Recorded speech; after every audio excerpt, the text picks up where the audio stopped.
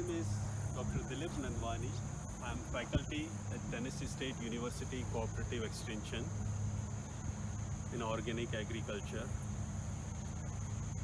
Welcome to Small Farm Expo and welcome to TSU Organic Farm. Today we are going to speak about our 2020 melons research trial. We are growing two types of melons, watermelon and cantaloupe, and we call muskmelon. I have two graduate students standing. On my right side here, Mr. DJ, he's working on cantaloupes, and on my left side is Akizi, graduate student with the Organic Ag program. He's working on watermelons. Organic agriculture is growing and is gaining interest worldwide and nationwide, and market is growing since 2001 when federal registers came into existence through National Organic Program, through National Organic Standard Board. In almost 20 years, we have seen double-digit growth of organic agriculture past almost 18 years. And from last year, we have seen it's still 5%, which is still fascinating growth. Today, we are going to speak about our melon research trial, and I will have them opportunity, those who are working in the field on those crops, to speak about their research, that how they are doing their research and all of the issues. Good morning and welcome. My name is Akizi. I'm a PhD student here at Tennessee State University, and I'm working with Dr. Delip. Right here we are standing at the Certified Organic Farm of Tennessee State University, where we carry out research on organic crop production. This year we are working on organic watermelon production, and I will be talking to you about my research in organic watermelon production. Watermelons are pretty much one of the favorite summer crops of many Americans, and in pretty much people all over the world. The crop is very nutritious, it's sweet, and people love it. However, in Tennessee State, the production of watermelon is minimal. It's very low, and that is one of the reasons why I chose to work on watermelons. I want to see how we can improve watermelon production in Tennessee. But my research also goes one step further in trying to improve the quality and not just the yield of watermelons. Like I said, this is an organic farm, and that means we operate with the NOP standard of trying to produce crops without the use of synthetic chemicals.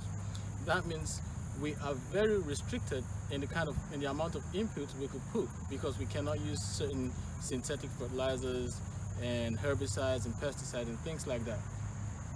That being said, research is currently underway in trying to improve organic production, and most of the research has been in the form of producing organic fertilizers, which to most organic farmers are very expensive, and hence I am trying to work on something that will be cheaper and more farmer friendly, and I will be working on the use of biostimulants.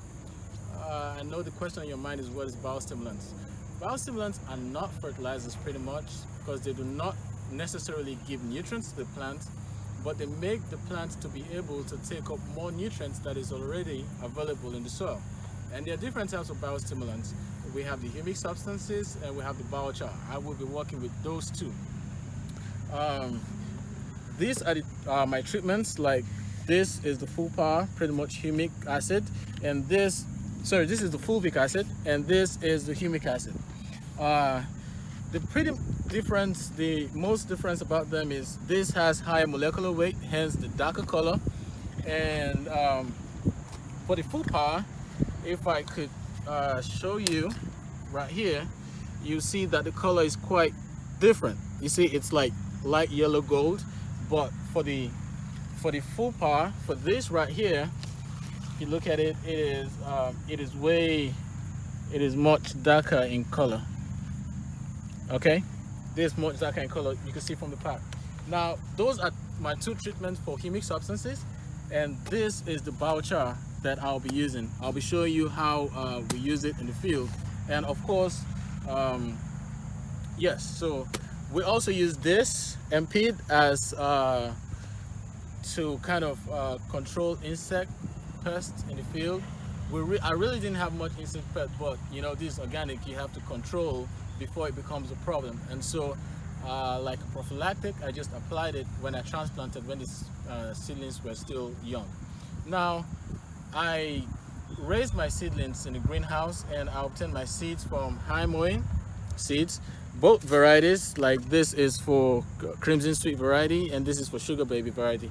Those are the two varieties that I used, and the seedlings were raised in the greenhouse. Well, we had a major damage in the greenhouse because of the tornado that occurred early March, but we were able to make do with what we have. So like I said, seedlings was raised in the greenhouse in 72 cell seedling trays, and they were maintained at optimal conditions for seedling growth for about 4 weeks. And within the 4 weeks, the field was prepared. You know, it was plowed and harrowed, and the plastic mulch was laid. When we get to the field, I will show you the plastic mulch and the drip tape that was laid before the seedlings were eventually transplanted. Now, so right here, this is the irrigation system. This is the main lines, and right here you see the plastic mulch, and the drip tapes is right underneath the plastic mulch. Now, this is my field, and this experiment is laid out in randomized complete block design. I have 3 blocks and 4 treatments each. Now, these are the labels for the treatment. Like I said, I had 4 treatments. This is the control. We have the humic acid, we have the fulvic acid, and then we have the biochar. And this row has the sugar baby variety, and this row has the crimson sweet variety. Same treatments, 2 varieties.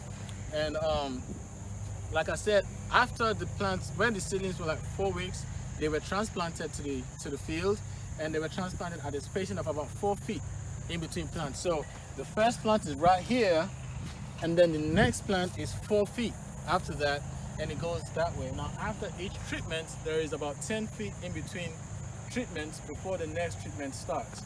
That way, you know, treatment does not intercross.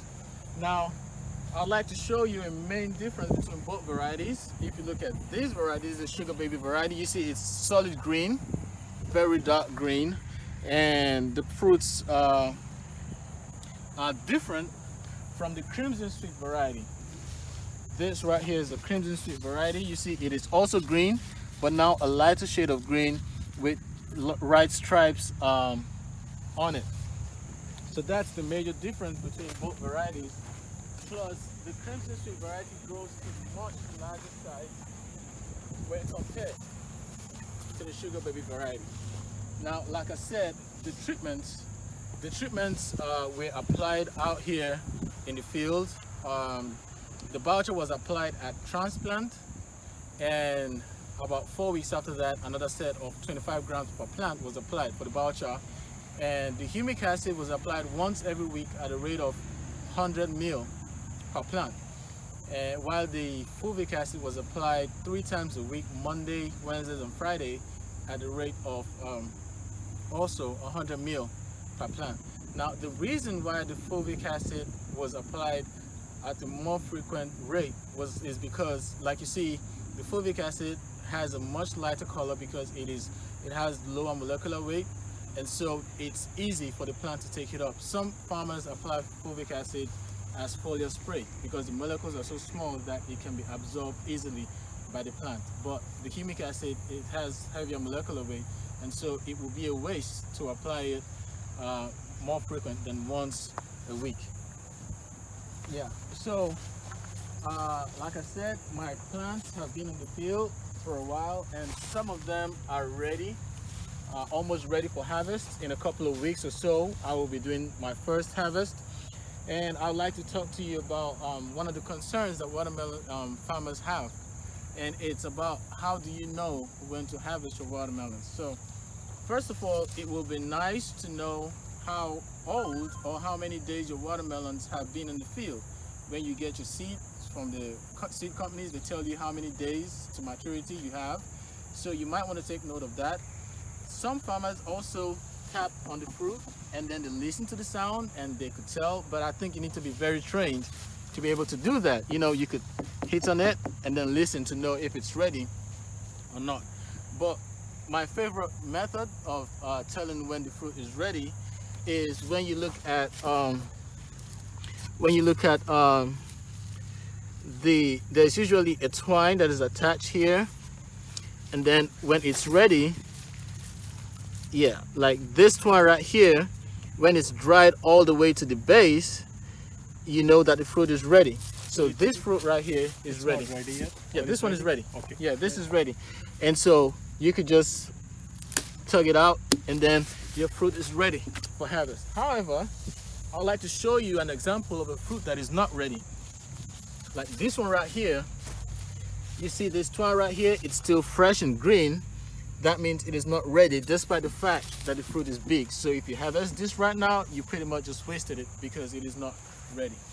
Yeah, so if you look around the field, you'll see that we have this fence around it, and it's because of one of the issues that we have here. We have issues with wild turkeys, and when my seedlings were a little bit very young and tender, these turkeys would come in here and pick on the leaves, and that made it kind of difficult for the seedlings to, you know, adapt and grow, and hence I had to put the fence to keep the turkeys away.